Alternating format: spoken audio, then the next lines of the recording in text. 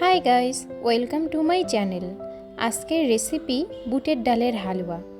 বাড়িতে সবাই পছন্দ করে, এই জন্য এখানে ডাল ভিজিয়ে রেখেছিলাম গতকাল রাতে। একটু পানি দিয়ে ধুয়ে নিচ্ছি। প্রেসার কুকারের মধ্যে ডালটা দিয়ে দিলাম সিদ্ধ করার জন্য। প্রেসার কুকারে ভালো সিদ্ধ হয়। সিদ্ধ করার পর ডালটা একটু ব্লেন্ড করে নিতে হবে। আপনারা চাইলে পাটাতেও বেটে নিতে পারেন, যাতে কোনো দানা না থাকে। এখন কড়াইয়ের মধ্যে দিয়ে দিলাম, একটু নাড়াচাড়া করে নিব। এরপর এর মধ্যে আগে থেকে ঘন করে রাখা দুধ দিয়ে দিলাম। এই ঘন দুধের মধ্যে এলাচ, দারচিনি, তেজপাতা দিয়েছিলাম। এখন চিনিও দিয়ে দিলাম পরিমাণ মতো।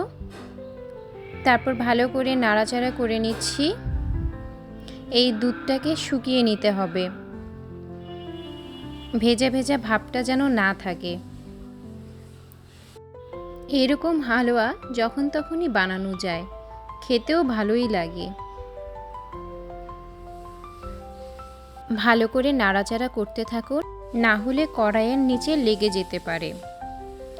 আমরা এখানে পাউডার দুধ ব্যবহার করছি 2 চামচের মতো, যেন আঠালো হয় আর পানি পানি ভাবটাও যেন না থাকে, সেখানেও হেল্প করে এই ঘন দুধটা। আবার ভালো করে মিশিয়ে নিচ্ছি।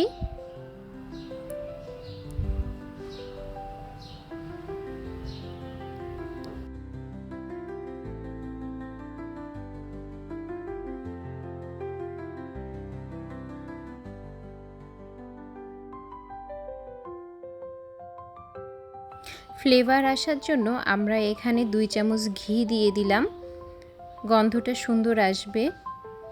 আপনারা চাইলেও দিতে পারেন, আবার না দিলেও সমস্যা নেই, আপনাদের ইচ্ছা। এখন হয়েই আসছে, এখন আমরা নামিয়ে নিব। আগে থেকে প্লেটের মধ্যে ঘি দিয়ে দিছিলাম, এখানে নামাবো। এই যে নামিয়ে ফেলেছি।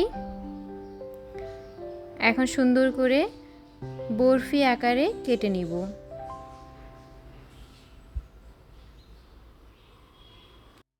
আপনারা আপনাদের পছন্দ মতো কেটে নেবেন। আপনাদের যদি ভালো লেগে থাকে তাহলে লাইক, কমেন্ট করে সাবস্ক্রাইব করবেন এবং সাথে বেল আইকন প্রেস করে রাখবেন। তাহলে নতুন নতুন রান্না আপনাদের কাছে চলে আসবে। এই যে আমরা বরফি আকারে কেটে ফেলেছি। এই দেখুন কি সুন্দর হয়ে গিয়েছে বুটের ডালের হালুয়া।